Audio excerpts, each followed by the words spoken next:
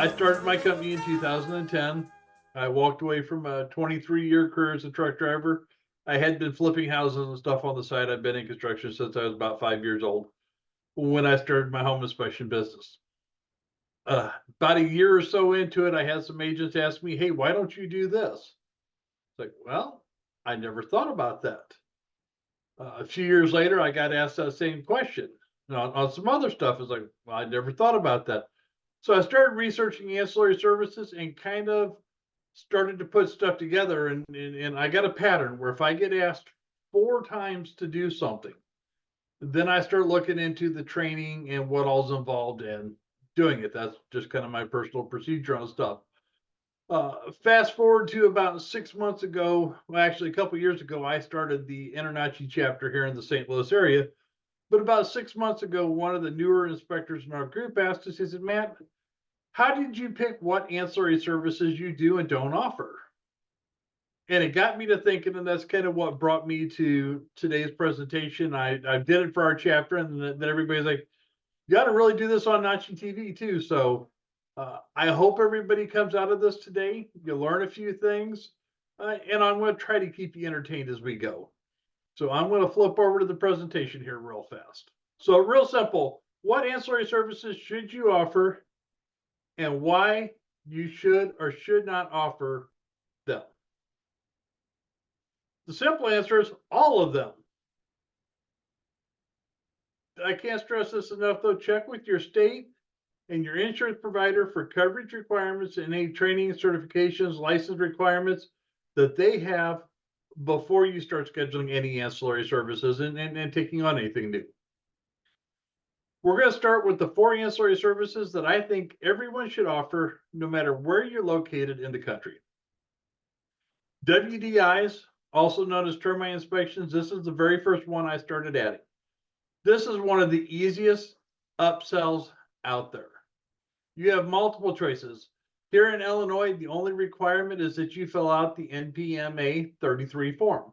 If you move across the river into Missouri, you must be state licensed. You must still fill out that form. As a matter of fact, every state, with the exception of Texas, requires that you fill out this form. Texas has their own form for it.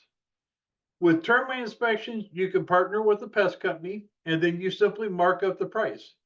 A simple example is you pay $50 for the WDI inspection, you sell it for $75, or you get a state license and you keep the $75. If you work for a multi-inspector firm, you get trained, you get licensed, then you're more valuable to the company. You as the inspector get paid extra for that service. So you just made more money yourself every week. Another option is, and this is the one that I chose to do, I partnered with a local pest control company. I negotiated the price that we pay for the termite inspections. I built it into the cost of my inspection. So every inspection, I just built $75 in there for the cost of the wood and string insect inspection. And now 100% everything we do has a termite inspection with it. Over time, I've gone back to the pest company and I've actually negotiated an even better price. So it's more profitable to me. Sewer lateral inspections. This is the second big one we brought on. This one does come with an initial investment, but you have great ROI potentials here. This is probably one of your biggest money makers. In 2016, I got asked for the 4th time that year if I offered sewer scopes. I did it. I found a company. I brought them on. I was the second home inspector in my area that offered sewer scopes. 2019, about half the inspectors in our area were subbing them out. I was at an InterNACHI conference in New Jersey, and I was talking to all the different people there that were selling sewer scopes and stuff. When Jim Crum with InterNACHI asked me, he said, "How much did I pay my subcontractor the year before to do my sewer scopes?" Because I was afraid of the cost of the equipment, the training, everything. The funny thing was, is when I figured it all up, I'd paid $14,000 to the subcontractor the year before. And as Jim pointed out to me, I could fly out to Colorado, take the class, buy the equipment, and still be money ahead for what I paid the subcontractor. And that's what I did. I flew out there, me and another inspector, we bought the equipment, we got the training. Here again, I can't stress this enough though. Before you do anything, I do highly recommend that you get sewer scope courses. The courses will run you anywhere from $500 to $1,000. As I said, I went to InterNACHI's there with Jim Crum. If for anybody that knows Esponzaco, he has a really good course. I've taken both of them. I think they're both great courses. You can do either one of them online or in person. The funny thing is, in 2019, when we first started performing sewer scopes, we charged $150 a scope for them. That was the going price in my market. Nowhere near what it's worth, but that was the going market. By 2023, I'm now charging, or I was charging $226 a sewer scope. We did 314 sewer scopes last year, which totaled us a net revenue of $70,964. In 2024, I made the decision to lower the price of my sewer scopes from $226. Now keep in mind, the closest person to me price-wise was at $200. So I was in a league all on my own. Lowered the price to $175. I made it the part of every inspection that we do. So nobody gets an inspection now without a sewer scope at $175 instead of 50% of them at $226. If we hit our goal target for inspections this year, we'll gross $122,500 just alone in that $175 on a sewer scope that was added into every inspection. That's an increase of gross revenue of about $50,000. My inspectors who used to get paid $55 a sewer scope is now built into the inspection cost. They're seeing an average increase on an inspection of $46.32. Like they say, they used to make $55 about 5 times a week. Now they're making $46 and some change, 12 to 15 times a week. So it's putting a lot of extra money in their paychecks at the end of the day. As I said, that $122,500, that's just based on projected. If our numbers go up, we've already raised our price once since we set this goal, which is affecting our gross revenue. It's going to bump it a little bit higher at the end of the year. I have found sewer scope machines when I've done the research for as little as $500 and for as much as $25,000. If anybody has ever priced sewer equipment at all, I don't think that $500 machine is going to be very durable and it's going to last more than a sewer scope or two and you're going to throw it away.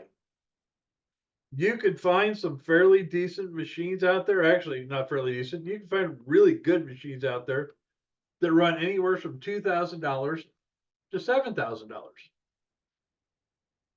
I do recommend that before you purchase one, you do your research and you figure out what works best for you. I've been asked several times, do I need a locator to go with my sewer scope machines? To be honest, that is a yes. We locate defects in yards all the time, and that helps set us apart from about half of our competition.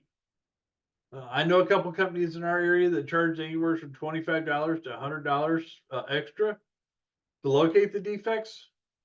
I myself, I'm not a big fan of the nickel and dime the customer to death theory. If you're going to do it, just make it part of your service and do it. It only takes a couple minutes to mark stuff.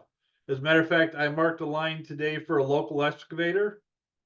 But since we went out there, we marked it, we put paint on the ground and everything.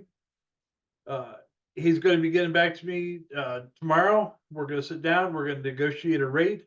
I'm going to start getting 100% of all his excavation jobs when he needs a sewer line to dig a sewer line or when he needs to locate a septic tank, because we took the time to actually mark where he needed to dig in the yard.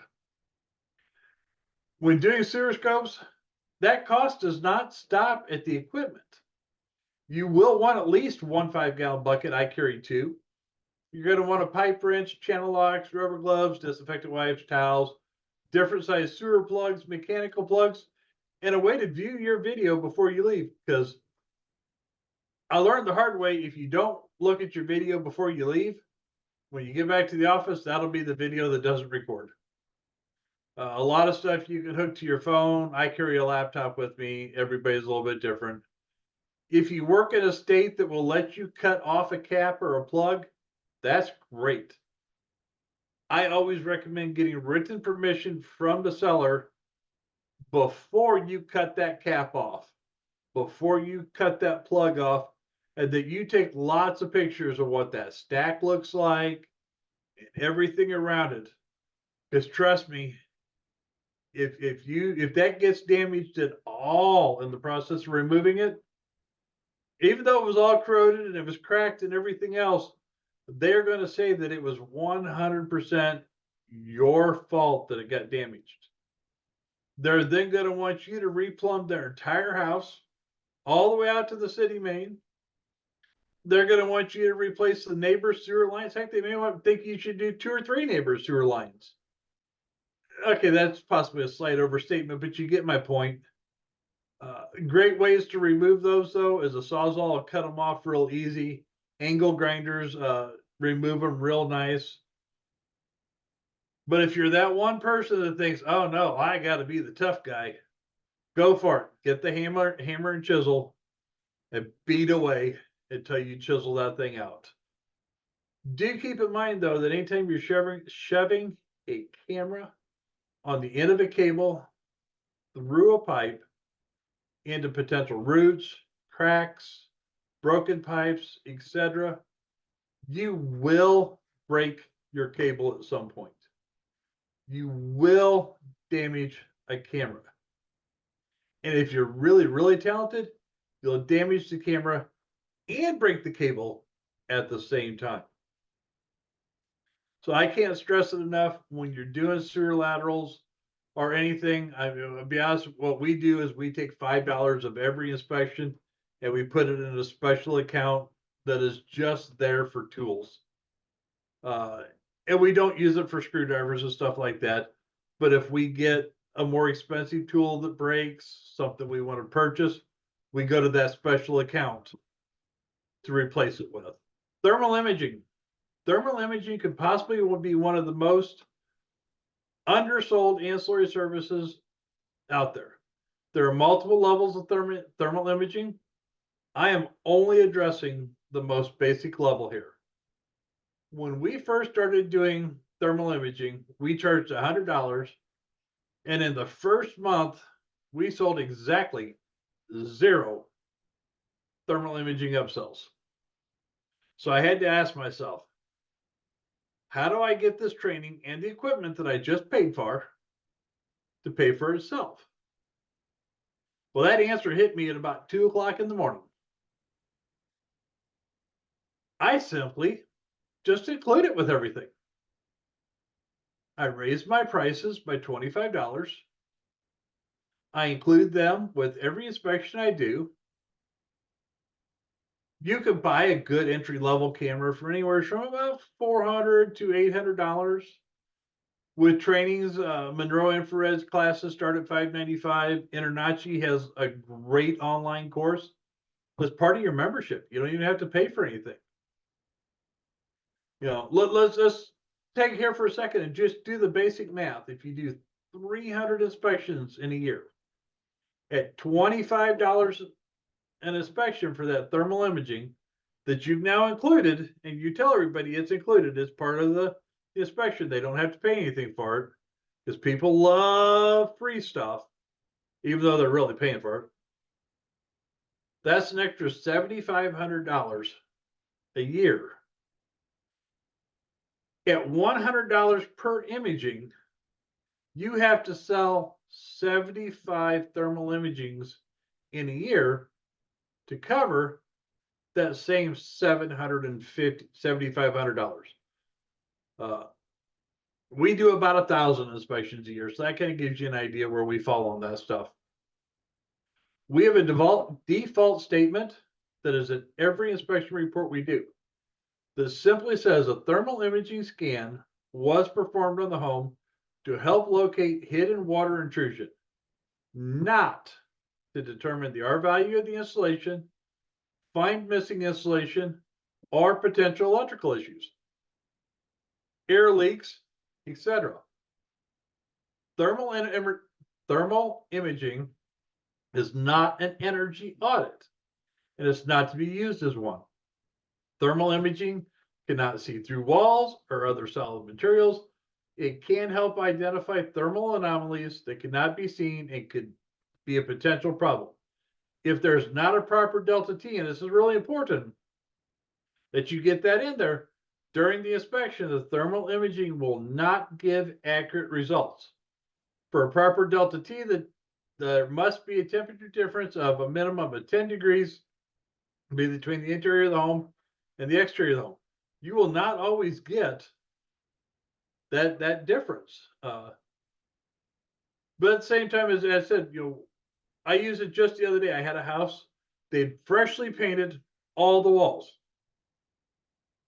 The thermal imaging, though, showed some anomalies around the windows.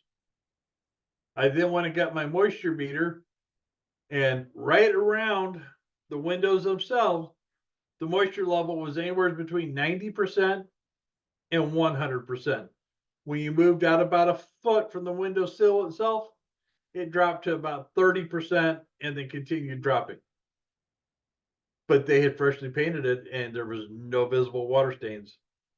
And that's where the thermal imaging comes in so nice, and it can really save you in the long run.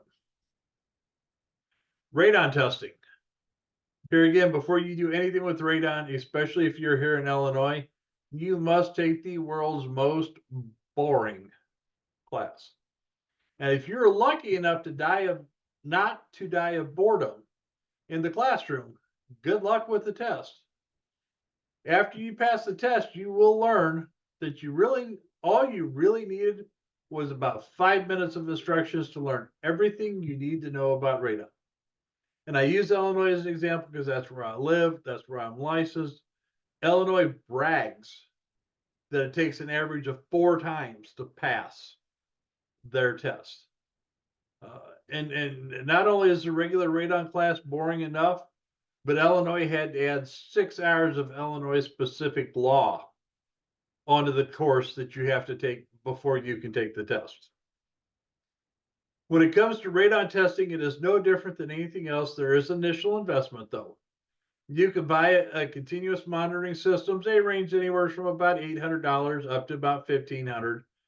Keep in mind, you're going to need a minimum of 2 machines because of cross-checking, calibration requirements. If you're here in Illinois, with the way the laws are, you're more likely going to need 4 machines to start out.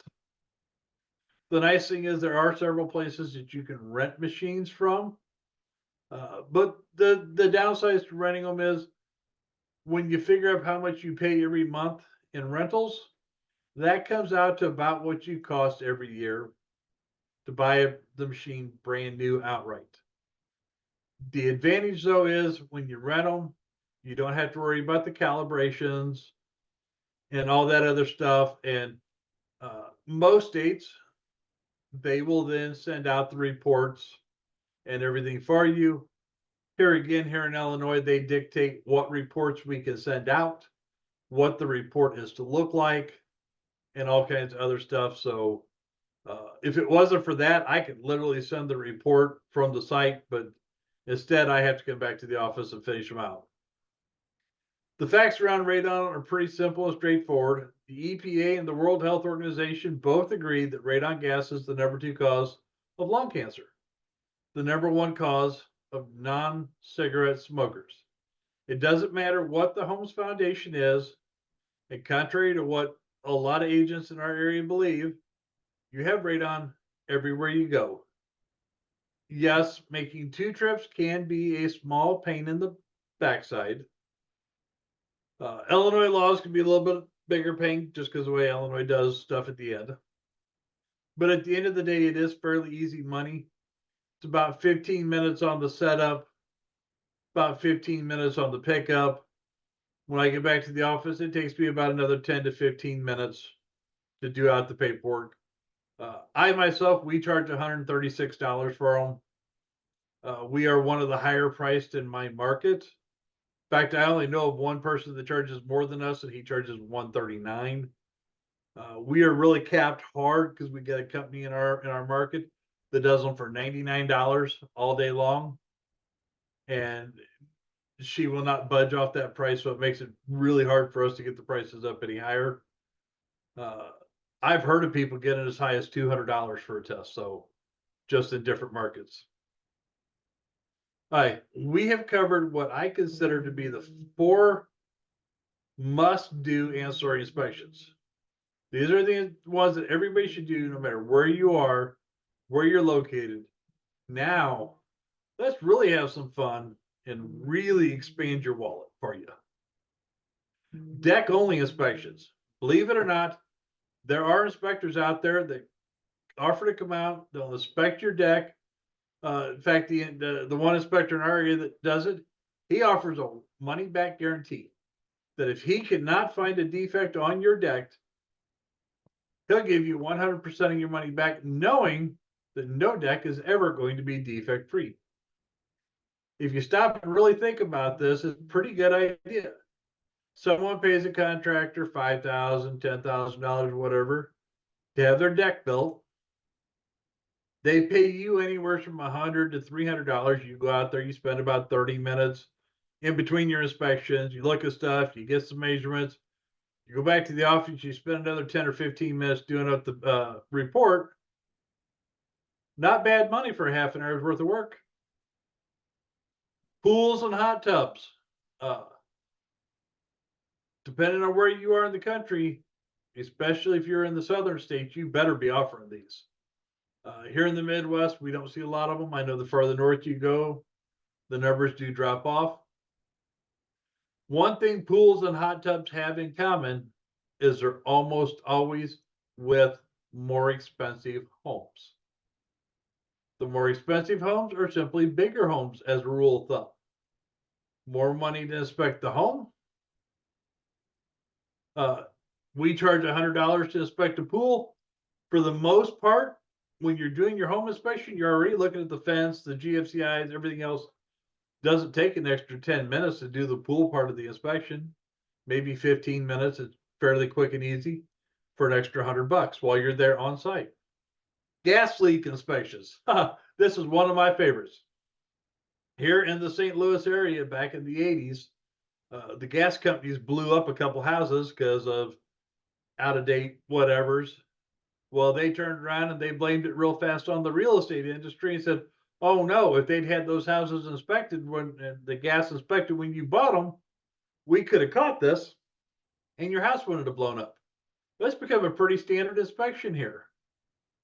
There are companies out there that come out, they disconnect your gas lines, they pressurize everything, they go all out.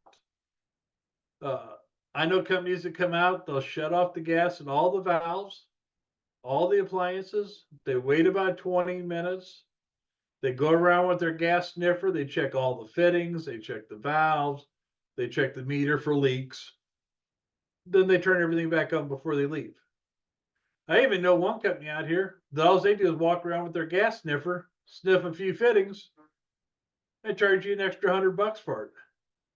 It doesn't really matter how you do it.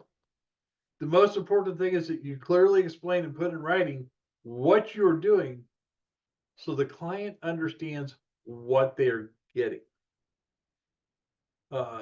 You can purchase a good gas sniffer from anywhere from $125 to $300. Now I know you can get up into the thousands on them, but when I've talked to the local Ameren gas companies and stuff, we use the same ones they do, and they were right around $200 each, I think. Septic inspections. Check with your local requirements for licensing and regulations before doing your own septic inspections.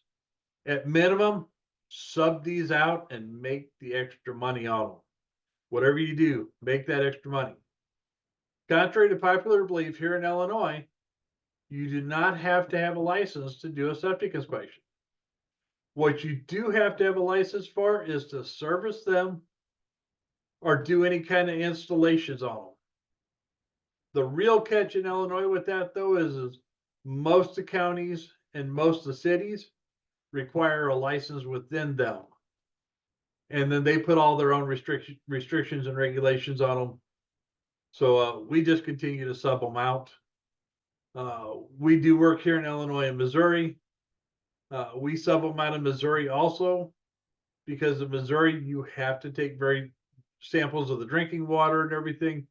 Those have to be to the state approved lab by 4 o'clock the day they were taken.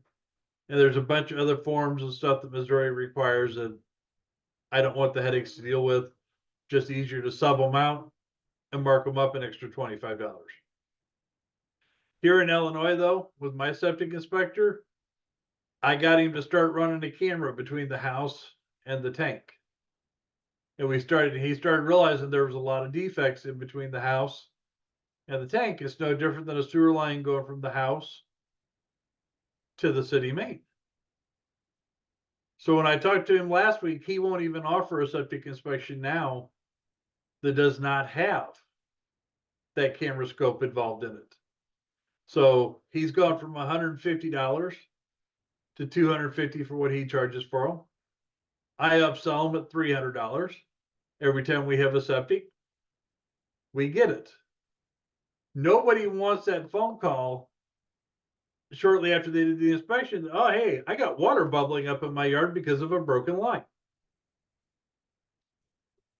You could easily argue that back that, well, that wasn't part of the inspection.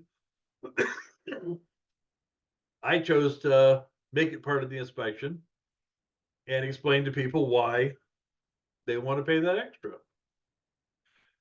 Speaking of that, back on the sewers, when we got a little bit of kickback when we first started doing the sewers on everything. A few people said, "Oh no, I don't want to do that." And I told them, I said, "Look, this is how much the inspection is," and they're like, "Well, Fred will do it for $150 less." It's like, yeah, but he's not included in the sewer lateral. And if you have to rent the auger machine to have your sewer line cleaned one time, you paid more to have it cleaned than you did to have it scoped and have the seller fix it for you. 64.3% of all the sewers we did last year had a defect in them too. Mold, indoor air quality testing. Nobody wants a home full of mold or bacteria, let's be honest. I do find this to be one of the hardest upsells we have, because a lot of people don't want to know what's in their house. Mold testing is another fun ancillary inspection, though, because there are no regulations. There's nothing that says what is or isn't the toxic levels. It all really comes down to your lab and what they want to say. When you're doing your inspection, keep your eyes open for any kind of growth and make sure you tell them about it. We average about 3 air quality tests a month and about 2 swabs a year. We don't do a terrible lot of them, but boy, we know what the living heck out of them. And anytime we have a house that has a moisture stain of any kind, especially on drywall, it's in our report that they need to have that tested. I personally prefer the air quality test over the swabs, simply because the air test will tell me everything that's floating around in the house, compared to a swab that tells me what's in a 2-inch by 2-inch spot. Air quality machines, they're again anywhere from about $500 to $1,000, depending on what you want to spend. This does not include the fees for the cassettes, the shipping them off, the lab fees. I also recommend getting one that can run on batteries, because that silly little 3-foot cord that comes on those things won't ever reach a receptacle. And I don't know about you, but I hate dragging extension cords around the house. Well pump / well water pump testing. I will admit that I did not realize how much of a difference there is from one area to the next on how well test is performed, until I got certified through InterNACHI to do well inspections. In our area, you go out, you get a well water sample, You take the bottles to the lab, you drop them off, you get the results in a couple of days, no big deal. We take the time though, we hook up a flow meter and we figure out how many gallons per minute are pumping out of the well, get some pictures of it, get some pictures of the gauges, do a few things. We charge about double what everybody else does, but we offer more.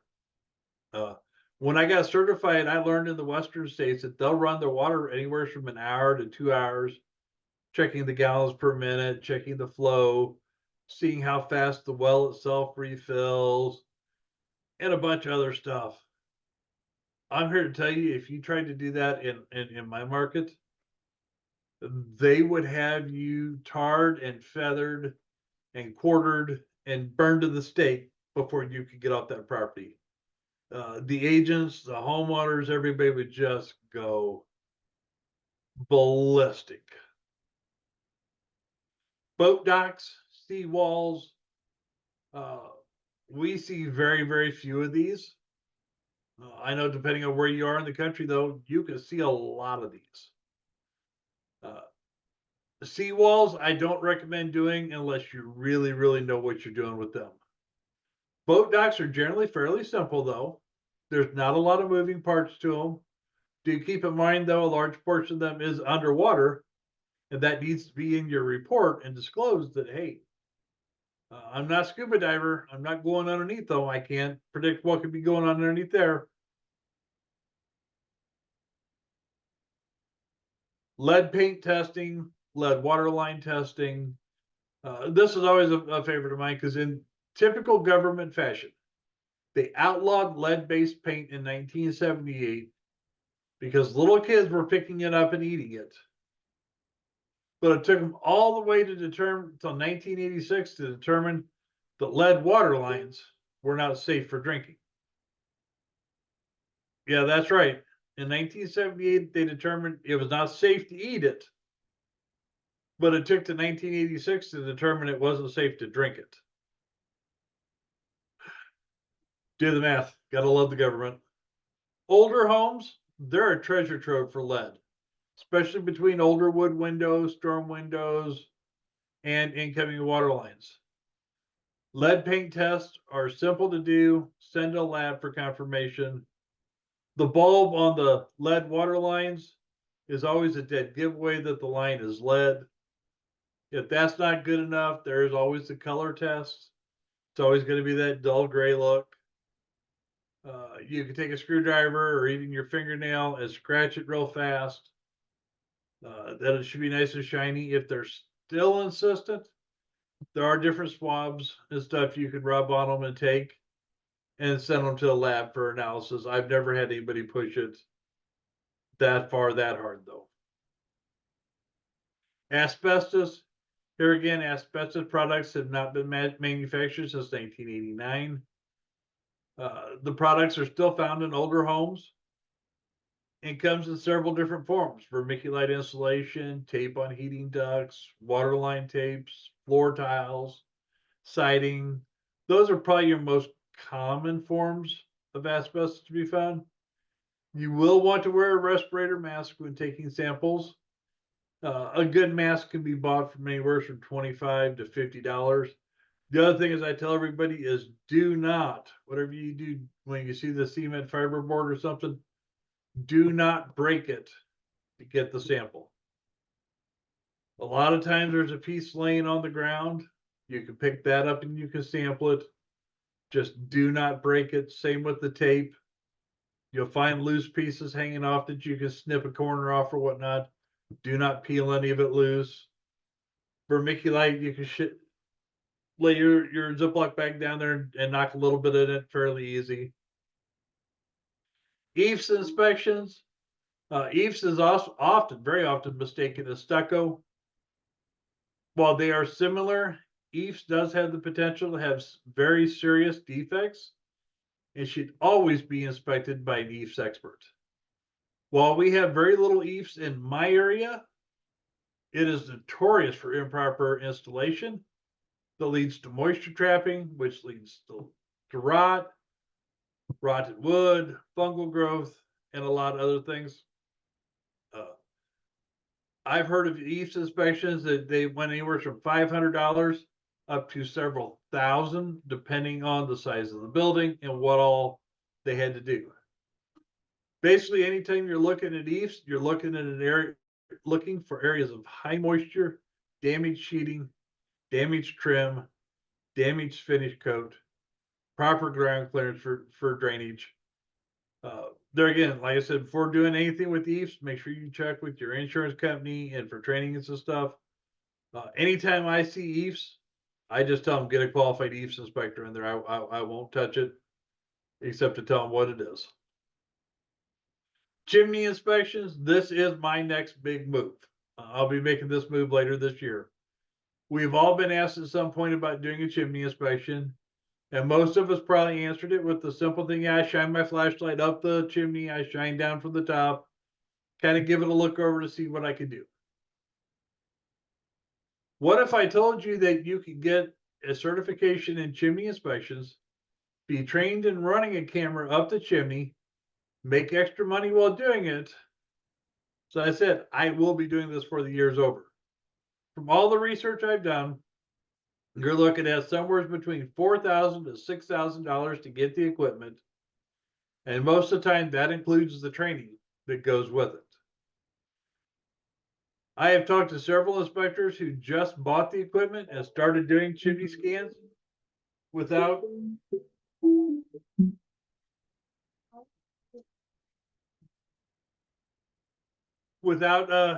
doing any kind of schooling or anything. They didn't seem to have any kind of problems with it. But at the same time, I do always recommend getting all that training and getting stuff in place up front, make it all that much easier for you.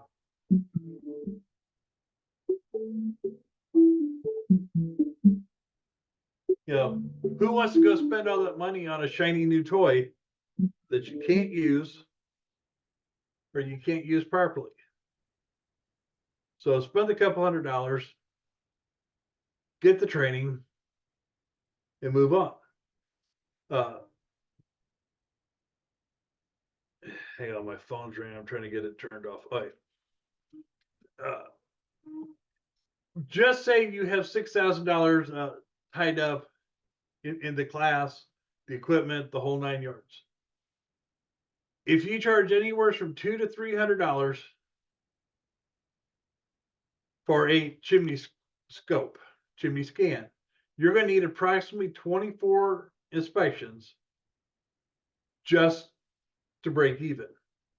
Well, that's not really right, because you got to figure you're going to have to pay yourself and some other stuff involved in there, buy a tarp, something. So you're really looking at anywhere from 36 to 40 inspections before you break even on your initial cost.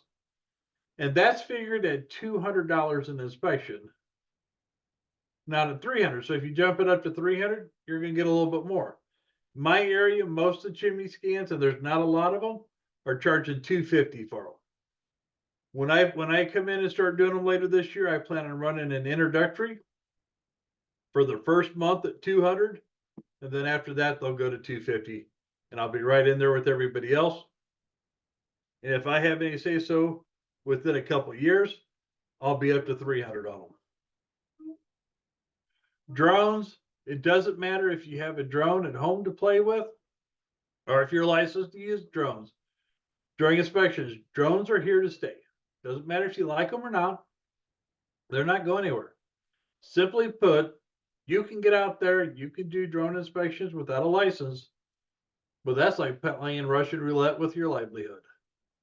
The FAA is really cracking down on people using drones at work without a license. Drones can be used during inspections to help you inspect roofs. I have heard of inspectors charging extra for drones on roofs. To me, you're going to get a drone out because you don't want to get on the roof for whatever reason, you shouldn't be charging anything extra for it. So you want to know how you can use that drone to make extra money? Well, that's pretty simple, especially in a rural area like where I'm in. Now, I live in a town of 750 people. There's a lot of people that want pictures of their farm. They're buying places with 40 or 50 acres and they want that nice aerial shot of the house and the pond behind it or the timber or whatever, gives you an opportunity to upsell a little bit of that, especially right there on site. Tell them you fly it up and snap them a picture for 25 bucks. Or just fly it up, take the picture and give it to them, and then you'll, ooh, Fred did this for me and didn't charge me anything for it. He just kind of threw it in. You look like the great guy. They love you. They refer you to their friends. And in some cases, you can even partner up with somebody that does pictures of the homes and stuff, that wants to get some aerial photos and stuff, and kind of partner with them, make a little bit extra money that way with them. Lawn irrigation systems. What do lawn irrigation inspections and high-end houses have in common? Nice green yards. I can't speak for everyone here, but I have never pulled up to a home that was selling for $100,000 or less that had a lawn irrigation system. As a matter of fact, I've never inspected a home that was selling for over $500,000 that did not have a lawn irrigation system with it. Most of the time, you can inspect the lawn irrigation system in about 30 minutes. You charge an extra 50 bucks for it. It's a little bit over $1 a minute while you're there on site. 4-point inspections. I know. You're sitting here to yourself, that's a Florida only thing. You are seriously wrong. That is going to become an every state thing here in the very near future. As a matter of fact, 4-point inspections are now required in Florida, Texas, up and down the East Coast, and up and down the West Coast. They're starting to gain popularity there. It's a matter of time, and they will be required in all the states. If you don't do 4-point inspections, the basic is they want to know the approximate age of the roof, the materials and its condition, the plumbing pipes, what type of materials are there? Is there any visible damage? The HVAC system, the age, damage to the system, and the electrical wiring, what type of panel it has. Is it copper, aluminum, knob and tube? And is the panel on a recall list? A 4-point inspection should not take you any more than 30 minutes to an hour. And if you're already there doing the home inspection, you're looking at every single aspect of that 4-point while you're there already. You're just filling out a separate form. As long as you're doing it with the home inspection, you can get anywhere from $100 to $400 for that, just to spend 5 minutes filling out, maybe 10 minutes filling out some extra paperwork when you get back to the house. Draw inspections. There's basically 3 types of draw / insurance inspections. The contractor is at the point where they want to access more money from the bank, or the investor sends you out to take pictures and document if the work's been completed. The home is being foreclosed on, and the bank wants you to take some pictures showing that the property is still standing.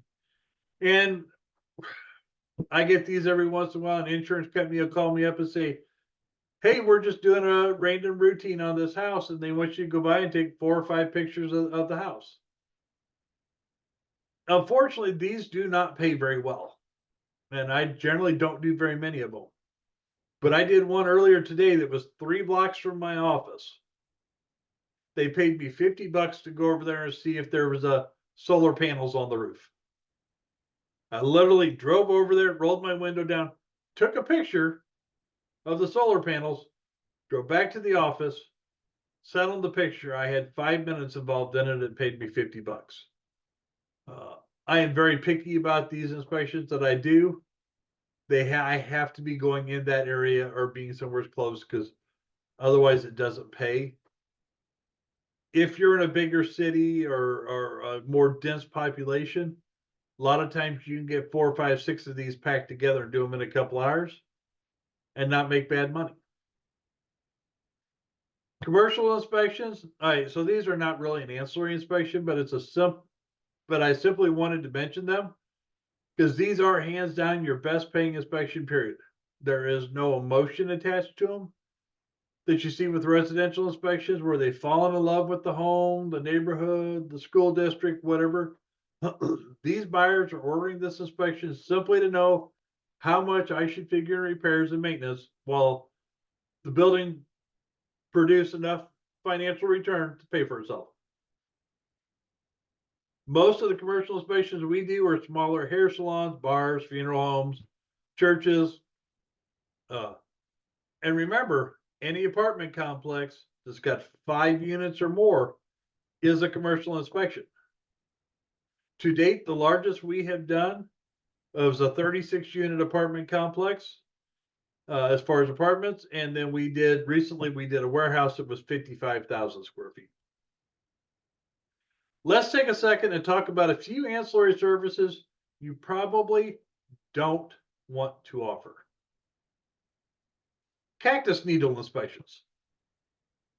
I can only imagine how much that hurts. Falling rock inspector.